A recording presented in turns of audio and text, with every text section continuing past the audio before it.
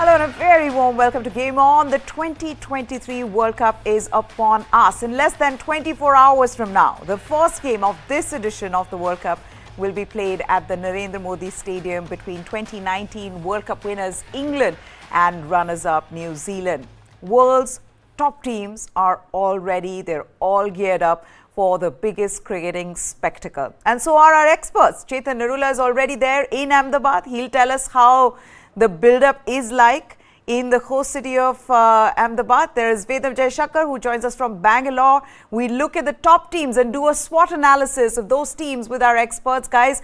But ODI World Cup, I mean, this is really the original king of World Cups in a sense. And so this probably is the last time, Chetan, that we'll see this kind of craze for this format, because right now this format itself is fighting for relevance. So in that sense, this World Cup special for all of us who've sort of grown up watching ODIs and ODI World Cups. And, of course, there are two World Cups that have already been named in the future. But, this will be, I feel like, the most relevant if you compare it to the future.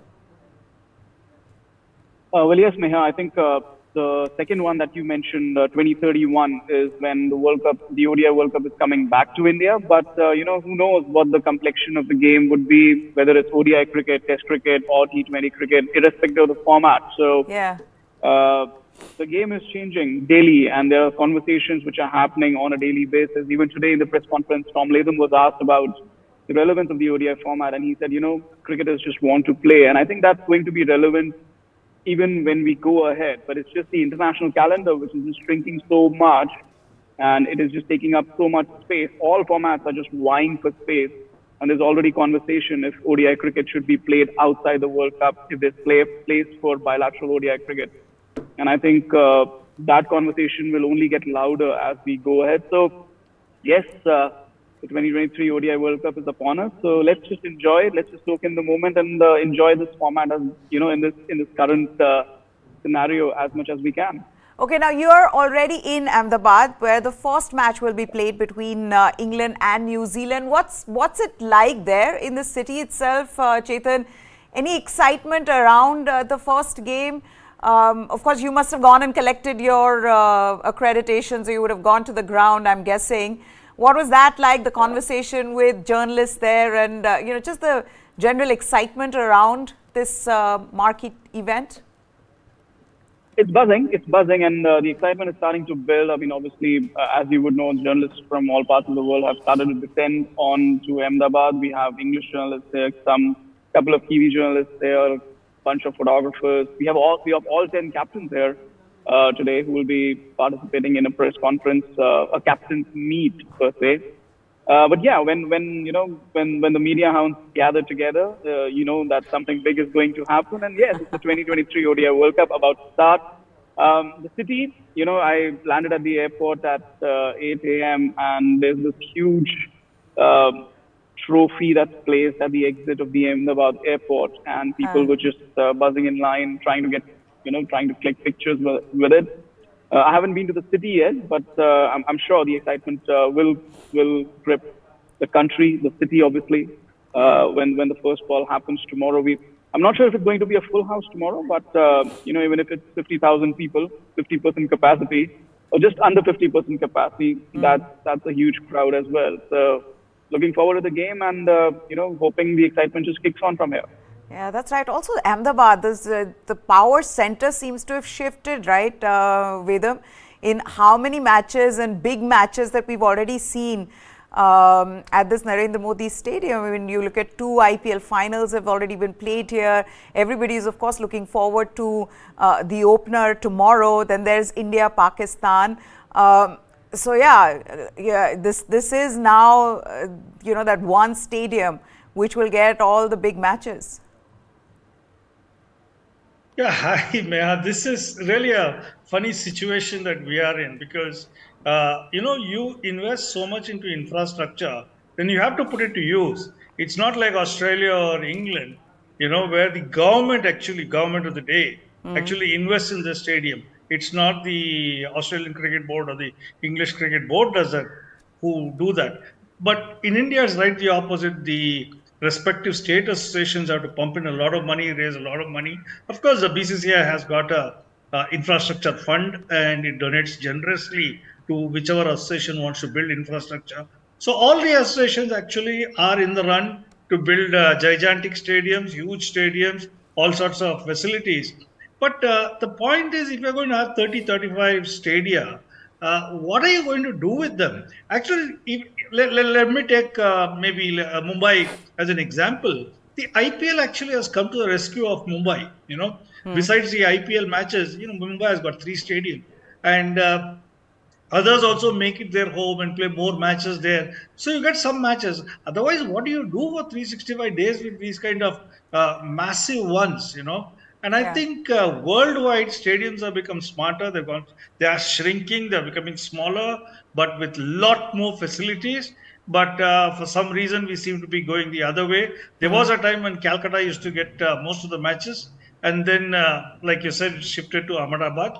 It's a question of time where it moves over, maybe to some other state or some other city. But we've seen this progress from, I won't say progress, we've seen this movement from Chennai to Delhi to Calcutta and now to Bombay and now to Ahmedabad.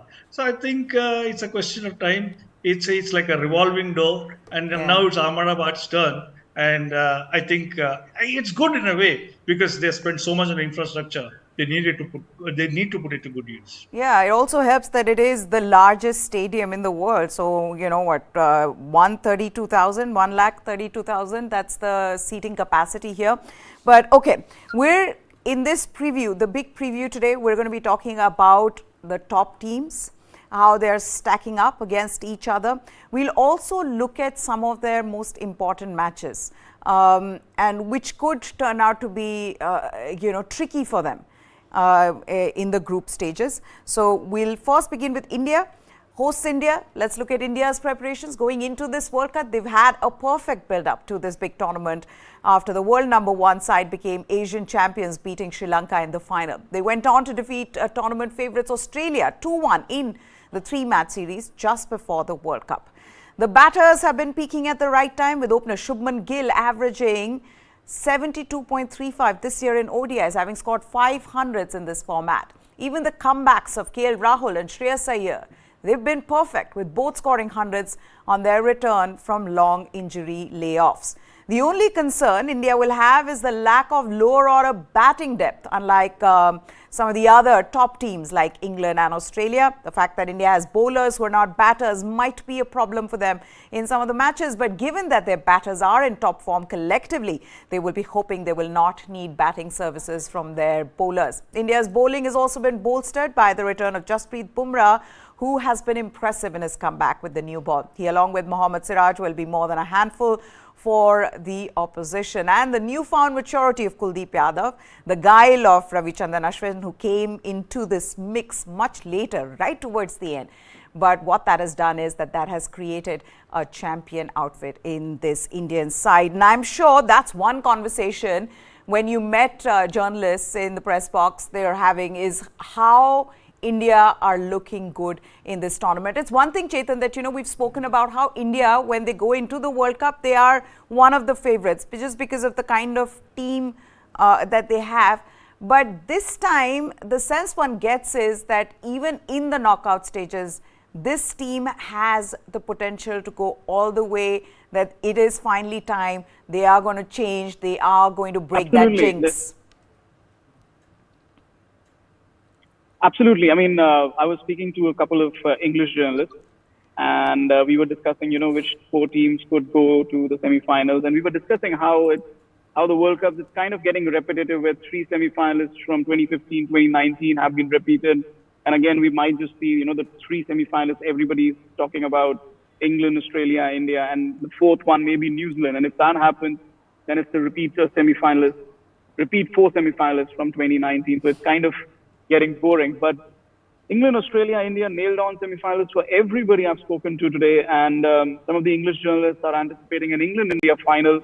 They feel that England in a semi-final might not be able to beat India, but they might be able to beat Australia in a semi-final. So when English journalists talk about England not being in this kind of form with the kind of batting depth they have till number 9, and the fact that they might not be able to beat India in India on their particular day. So I think that just shows that how strong India will be in terms of expectations, in terms of the talent and ability they have, the players that they have on their at their disposal. So all roads point out to the fact that India will be coming back here to the stadium on November 19, and they might just well be part of that final. But again, like I said, in the semi-final, anything can happen on their particular day, and any team can win. But English journalists, everybody here, they are wary of Team India, and that just sends out a very, very clear message.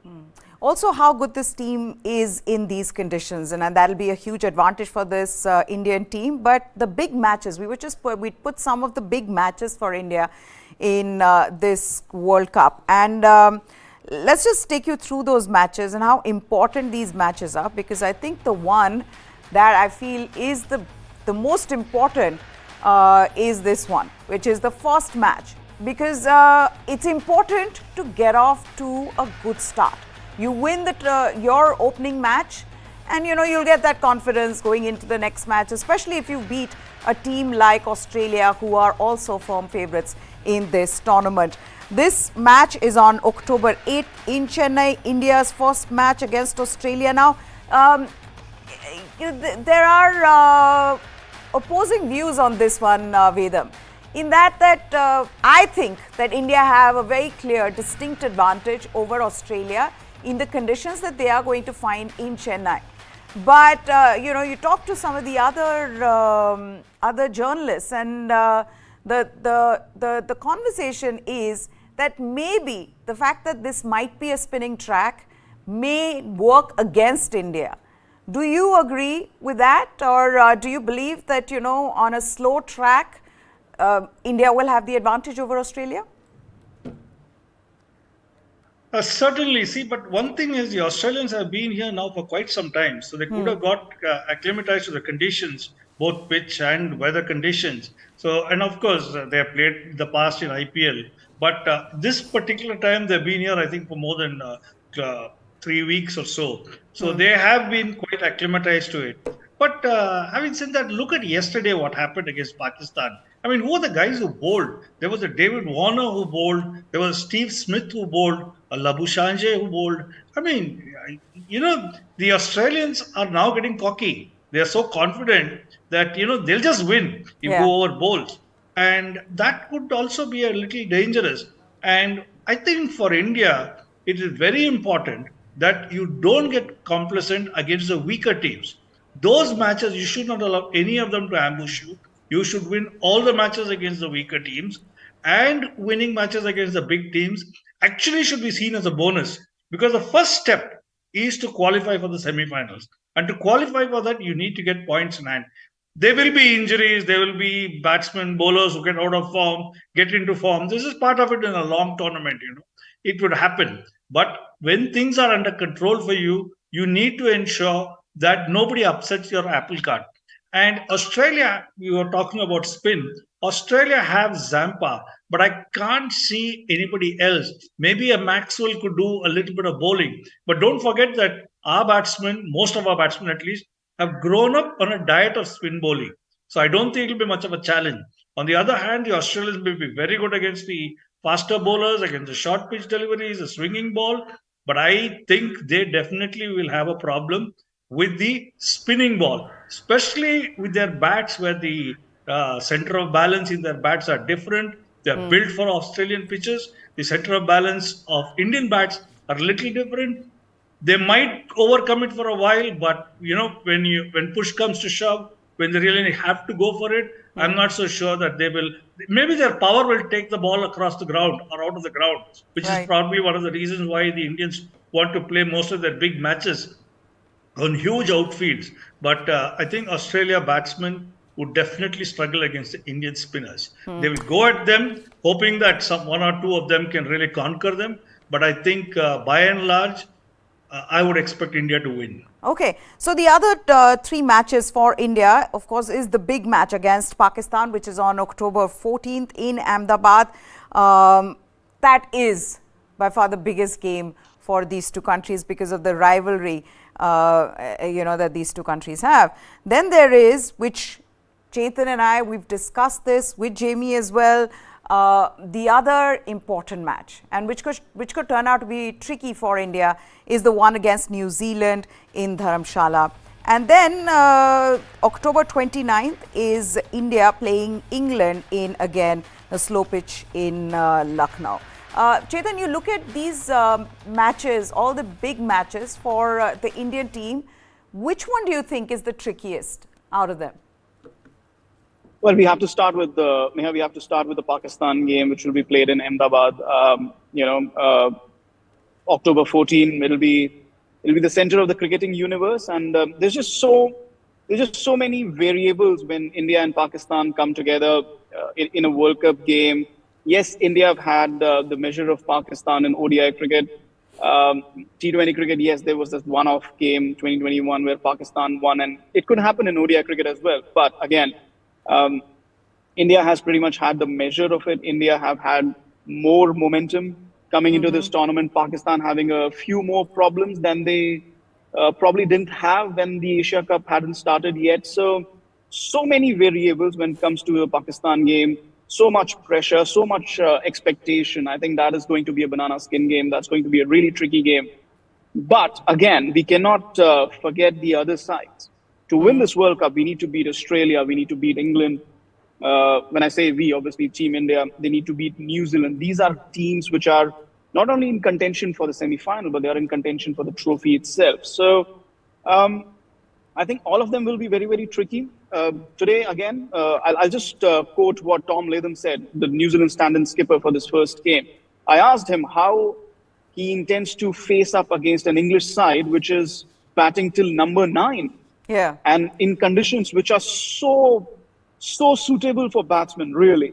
And he said that, it's not just something that we can think of and get into the game. You have to take into conditions in the first innings, then how the conditions will be under the lights, how the pitches will turn, because he expects the pitches to behave differently throughout the tournament. Even Ahmedabad, he said, it will not be the same pitch on November 19th. Interesting. The conditions will not be the same. So it was interesting listening to him. We are just at the start of the tournament, and we are already talking about conditions changing at just the one venue.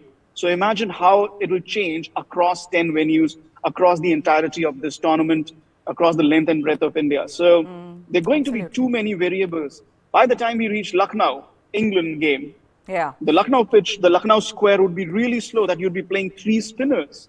And you might even be playing an extra batsman with just the one pacer and Hardik Pandya doing the bowling duty. So it could just be so many variables, and which is why England are so strong, because they're batting till number 9. They can pick different combinations, so many variables they can cater to. So it was really an eye-opener to see how New Zealand are approaching this game. And it just puts into perspective how teams even like India, which is playing 10 different games, all their nine games across 9 different venues, they're going to face so many different conditions across the length and breadth of this country. Which is the other thing then? Does a team like Pakistan, because of security concerns, have that advantage because they are playing at fewer venues? So they will have better understanding of those conditions. Let's put up Pakistan's big matches, and then we'll move on to England. Now, Pakistan are essentially playing all their games, Vedam, in your city, Bangalore, and they're playing in Kolkata, they're playing in Ahmedabad. They're playing 2 matches in Bengaluru, 2 big matches in Bengaluru. There is, they play Australia on the 20th of October. They're playing New Zealand on 4th of November. Of course, the India match we've already discussed on the 14th in Ahmedabad. And then they're playing at the Eden Gardens on the 11th of November against England. And I'm wondering, the fact that they are playing these big matches on flat tracks in Bangalore and in Kolkata, does that go in their favor or will that work against them?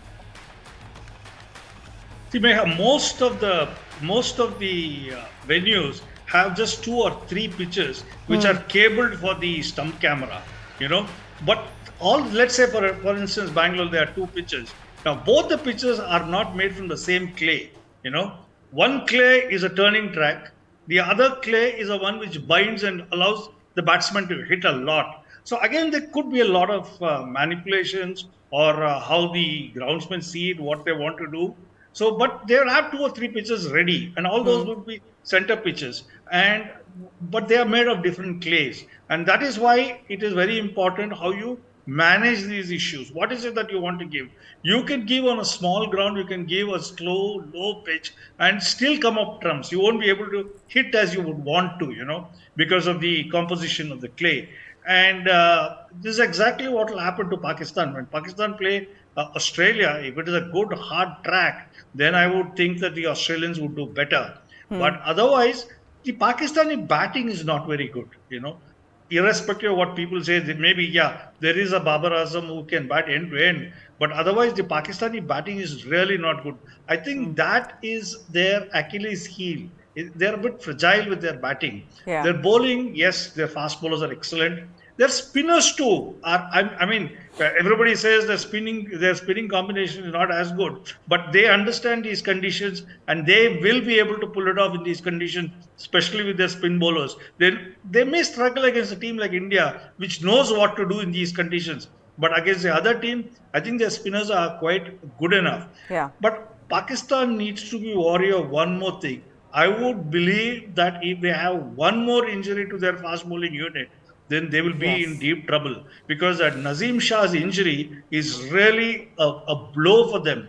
If, God forbid, they lose Shaheen Afridi or one of the others, then they would be in lousy creek, actually.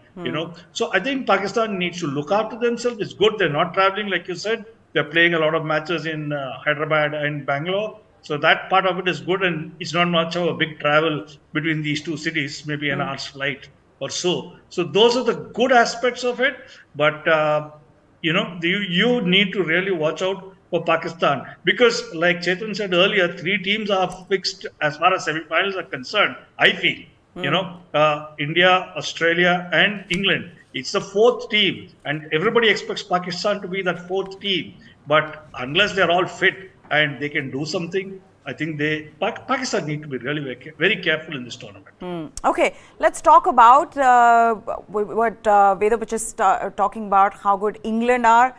We've been discussing this. They are strong contenders to retain the title. They won at Lord's 4 years ago on account of their approach to white ball cricket, which sees them as double ICC World Cup champions in ODIs and in T20Is. They possess explosive batting and overall depth, right from their openers down to their last man.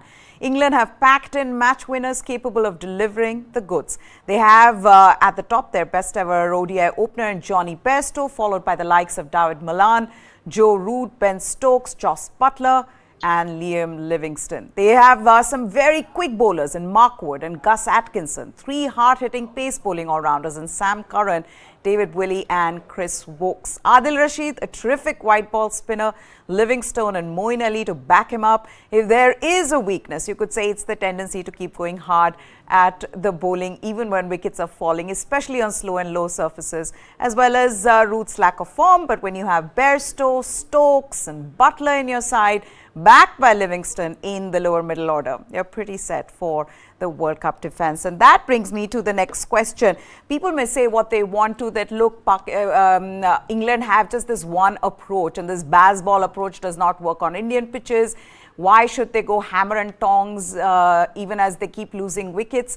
The thing with England is that they've based their cricket in such a way. They've sort of worked around that, in creating a team which has the luxury to be able to do that, Chetan. So I don't know if there's anything wrong really in that approach, where if you know that you have everybody right down to the last player who can bat explosive, why not go hard from the first ball?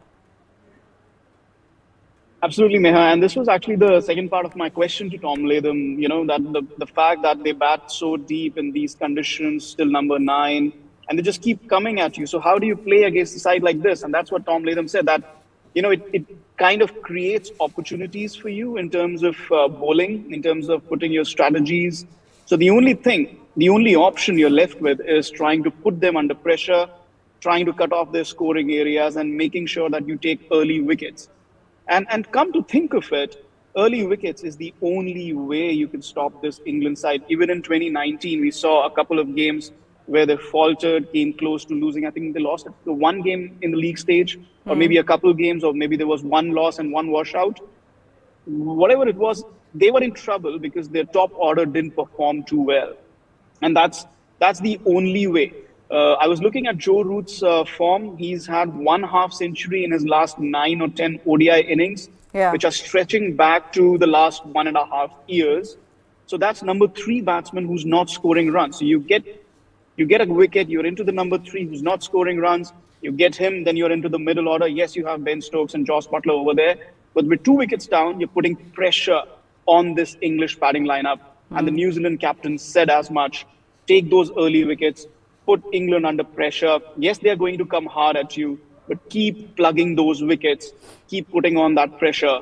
That is the only way to hurt this English side. And, it's actually a praise for this English batting lineup that you're batting so deep till number 9 and number 10.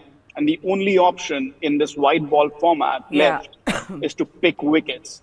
And even then, they'll probably end up with 300 runs on the board. So this alone makes England one of the top contenders for retaining their, not only, retaining, but winning another World Cup. So this English side is just packing with quality. Somebody like Harry Brook, he's not even in contention for starting tomorrow. So it just goes to show the awesome hitting power they have at their disposal. It's just full of wonderment, really, when you look at their batting firepower at the moment. Okay, let's look at England's big matches. And I want Vedam to tell us what he believes is going to be the tricky match for England. They, of course, play New Zealand in the opener tomorrow in Ahmedabad. Then they play India on 29th of October in Lucknow, which will again be a big match for them. There is Australia. They take on Australia on 4th of November, and then Pakistan on 11th in Kolkata. So they're playing 2 matches in Ahmedabad, one against New Zealand tomorrow and against Australia. And they're playing India in Lucknow and Pakistan in Kolkata. Those are their big team matches. How are you looking at England's performance against these sides, and which do you think is one of the more tricky matches for them? Yeah, there's no doubt that England is a very powerful and formidable side. There's no doubt about it. But in their conditions, I'm not so sure whether they can be the same formidable force that they are in England in Indian conditions. I really have my doubts on that. And as far as familiar foes are concerned, yes, they'll get the better of New Zealand. I don't expect New Zealand to defeat England at all. Australia will be tricky for them because both sides understand each other's game quite well. It's just that they're playing in neutral territory, and that could be a challenge. But I think England will be pushed both by India and Pakistan. And I'll be surprised if they win both matches. I would expect them to lose at least one, maybe to India. Pakistan, like I said earlier, I have my doubts about Pakistani batting. That's the only challenge. But I would also have a look at how England play against Afghanistan. Because Afghanistan, on a turning track, the Afghan bowlers could be a handful. They could ambush one of the better teams. And, they are just coming under the radar all the time. Yeah. But they may not win anything, but they are definitely capable of causing an upset or two, especially with the kind of spin bowlers that they have. So on a turning track, if England meets Afghanistan, I'm not sure their baseball cricket will see them through. Chetan, do you agree? And also Afghanistan just beat Sri Lanka, although it was a warm-up game. But we know what teams like Afghanistan can do. We know what a team like Bangladesh can do. So, of course, these teams have to worry about those particular oppositions as well. But having said that, which is a potential banana skin, you think, for England? I think the game against Pakistan could be a potential banana skin game for England, because even in 2019, Pakistan came up trumps against England. Whenever it's the ODI World Cup, Pakistan kind of has, has the hammer over the English side. Like you mentioned, it's just a matter of not just things working out on that particular day, but also in terms of the conditions.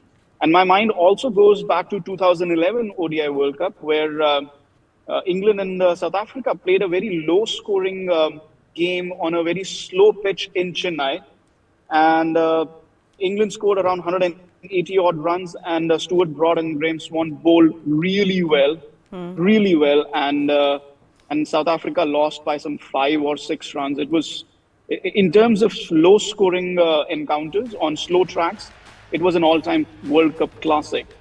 I think we might see a couple of those games, especially where teams like Sri Lanka and Afghanistan are involved.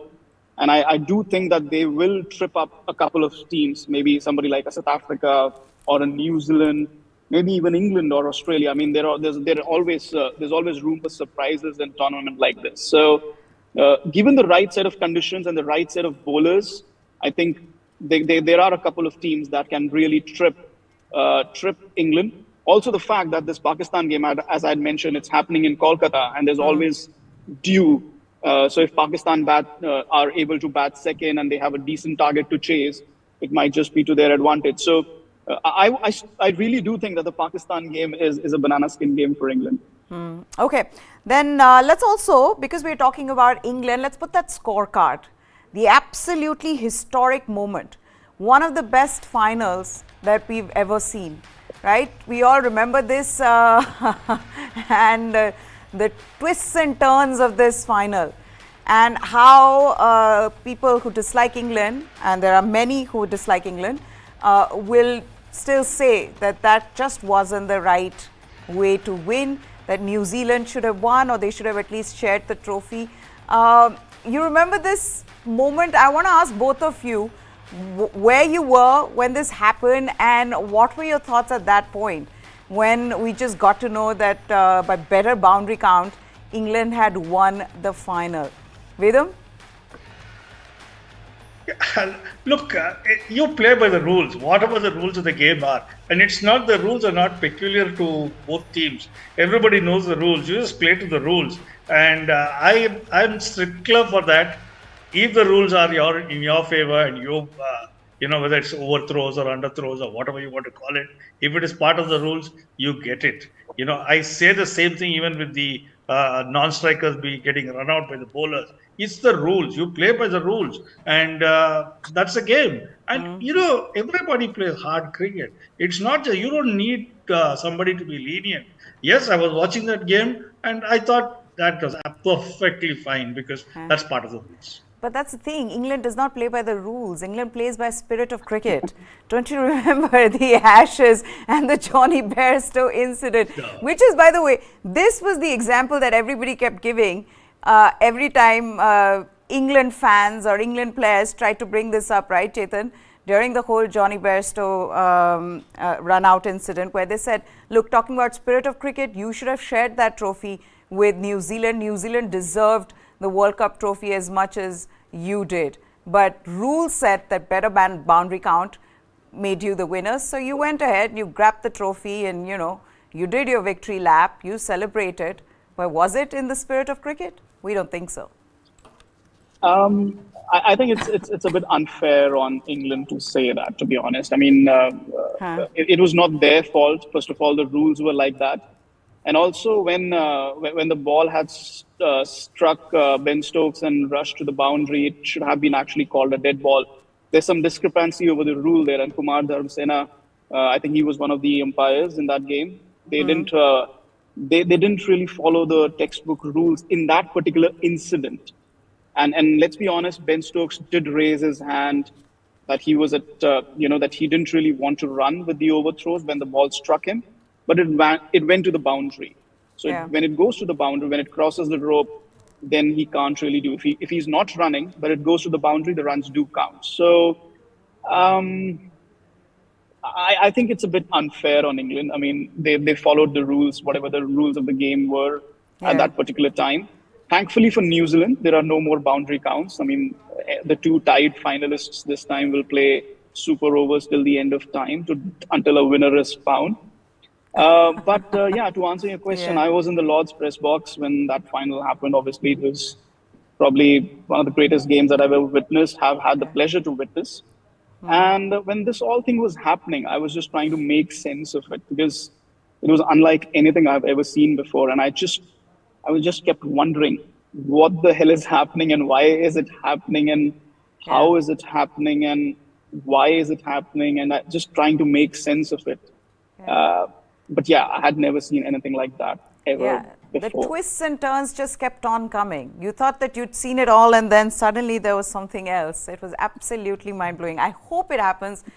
I mean, we get a great game like that in the final, but this was completely worthy of a World Cup final, what we saw in 2019. Okay, let's talk about Australia, ranked third in the ODI format. Australia are a team that most cricket fans will have in their top four purely based on the Australian cricket system, because there's a reason that Australia are the most successful World Cup team ever, winning the trophy in 1987, in 1999, 2003, 2007 and 2015. The current squad is a perfect blend of experience and youth, with the likes of David Warner, Steve Smith and Mitchell Starc blending in with the future of Australian cricket and all-rounder Cameron Green, with the best fast bowling trio in the business in Starc, Cummins and Hazelwood, as well as a wicket-taking spinner Adam Zampa. This is a very good attack. If there is a concern, it is in the lack of a second quality spinner. We've discussed this on this show because it will be too much to expect Glenn Maxwell to support Zampa in every match, as well as the sameness of Green, Marcus Stoinis and Sean Abbott as medium pacers. And even though Travis Head's injury is a major setback, that Australia can call on a proven match winner such as Mitchell Marsh to open the innings with Warner speaks of the depth in this squad.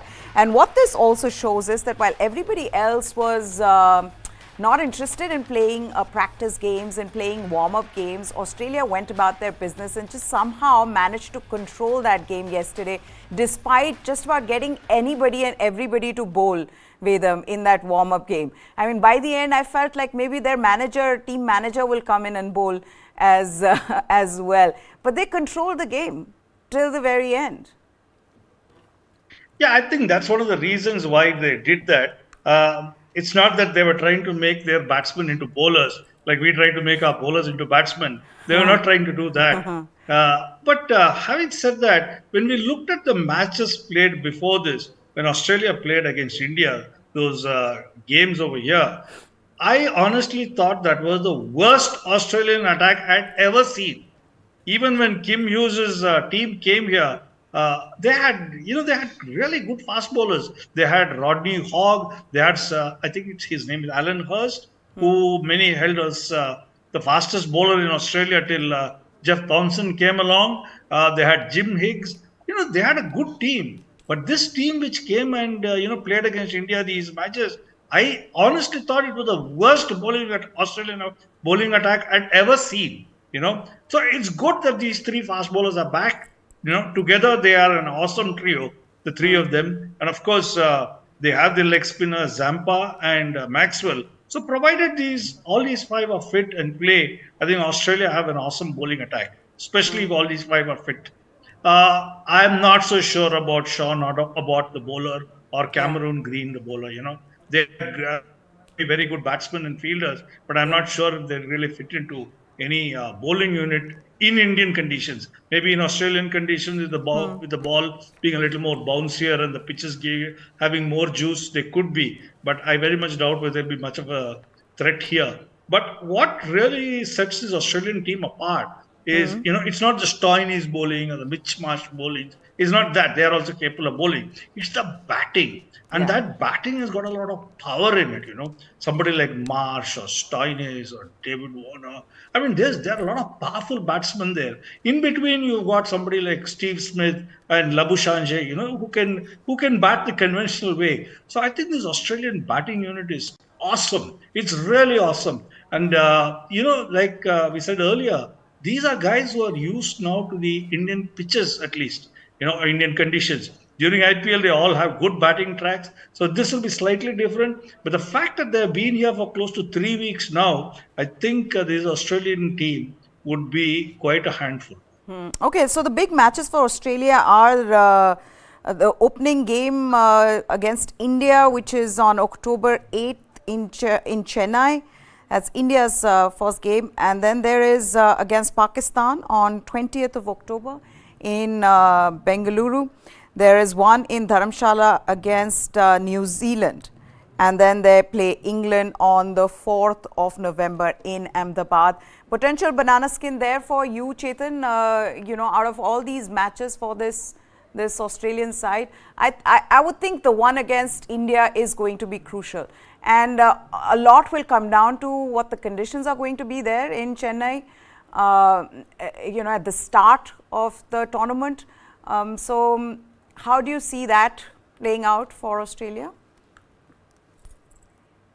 Definitely the first game is going to be really important for Australia, because if you look at their recent competitive history, they've lost 5 ODIs in a row before they won in Rajkot. They haven't really played with their first choice 11 on any of those 6 occasions, really. Even Adam Zampa was missing in that Rajkot win. So for them to play their first choice playing 11 in Chennai and needing to win that game, because that is the momentum they need going further into that tournament. So if they lose that game, then they would be left wondering, okay, what are we even doing here with this combination? Is it working? How are things going to work going ahead? So I think it's a very, very vital game for Australia in order to get some momentum. We look at the other teams, all of them are carrying momentum into this World Cup. Australia are not. Yeah. So I think from that standpoint, it's a very, very important game. It's a very tough game for Australia first up. As concerns their banana skin game, I think this is a team which has more than one banana skin games. England is always going to be a tricky game for them. Not only because the way England play, but because of the rivalry there. As also, I think the New Zealand game, because again, there's a rivalry there, and Australia and New Zealand have thrown up some great matches for us in the last few years. But I think the game against South Africa, if I'm not mistaken, that's in Bengaluru. The Australia-South Africa game, that's in Bengaluru, if I'm not mistaken. Okay. And then it brings in the short boundaries into play at that particular ground. And in Bangalore, it could be just anybody's day. You need those high scores. You need 350 on the board. The spinners might take a hit. The pacers will take a hit. So all of that comes into question. I just need to confirm if that game is at Bangalore, because that to me would be a vital game, because South Africa boasts of batsmen who know how these conditions work, because they have played here in the IPL. So that could be a game which could trip up Australia because of the dimensions of the ground. So that's on 12th of October. Australia, England, South Africa is at Lucknow. Is it? Yeah, it's in Lucknow. Yeah, I'm just confused whether it's Lucknow or Bangalore. No, it's Lucknow. But again, it's Lucknow. Yeah, so it's just the same thing applies to Lucknow as well. A slowish kind of a pitch, but the ground dimensions are quite small. And, we will just have to see how the Lucknow strip behaves. But with the ground dimensions and the pitch taking a bit of turn, and South Africa do have a couple more spinners than Australia do. So that could be a tricky game for Australia as well. Okay. Now, I'm very tempted to see your accreditation, because for all of you, he's already there. Chetan Narula has reached Ahmedabad, and he's covering the first game. Are you going to be in Ahmedabad for a while till the No, India? I'm heading to Chennai next for India-Australia. Okay. So he's there, and he'll be getting us all the latest from that match, the opening match between New Zealand and England. I'm going to wrap this up completely out of time. Vedam, Jaishankar and Chetan Narula for joining us here. Thank you so much. We'd like to... Yes, Chetan. Just before I go, the Australia-Pakistan game is at Bengaluru. So I was thinking South Africa. That Australia-Pakistan game is at Bengaluru. And again, that could be a very, very vital game, again, with those ground dimensions. Okay. Going to wrap this up, but we do have the Asian Games medals tally before. Do we have that? we have the medals tally because this is the best ever medal count for India at the Asian Games. That's right, 73 in total. India won 73 medals with 16 gold. There is China right at the top with 303 medals, 165 gold medals.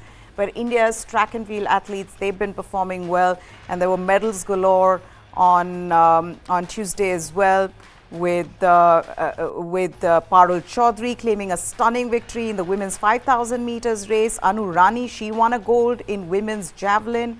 Today they've added as well more medals. Tejaswin Shankar, he claimed a silver in decathlon. So lots of medals coming in for the Indian athletes, and this is the best ever medal count of 73 medals. That's it then on this special. News 9 Live is what you need to subscribe to for all the latest from the world of sports. For now, goodbye. Thanks for watching.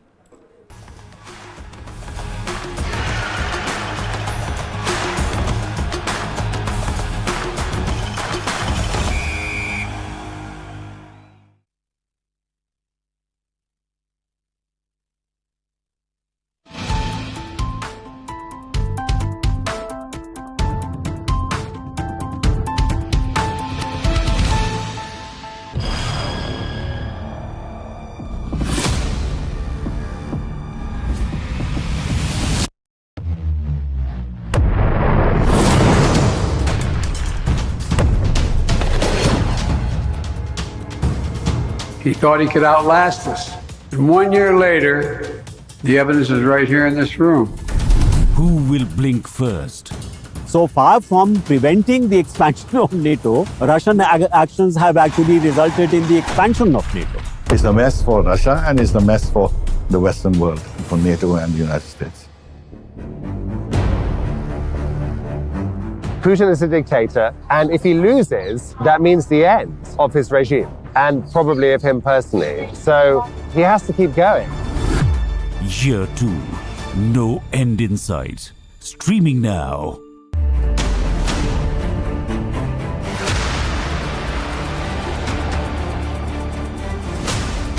BrahMos. Stealthy. Lethal. Precise. It flies at 3 times the speed of sound and cuts through a warship like a hot knife through butter. China's navy has threatened its neighbors, and they are turning to the BrahMos for protection. The Warship Killer. This and more streaming on world's first news OTT, News 9 Plus. Download now.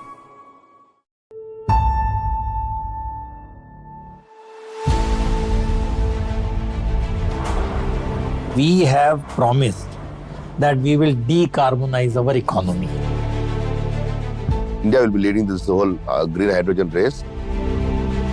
I still believe that Indian road transportation, commercial, which governs your entire consumer price, can be run cheaper on green hydrogen versus fossil fuel as on date. Green hydrogen is it's going to be a very major game changer. And in India, the kind of concerted effort that is being made to promote green hydrogen, you will see results very soon.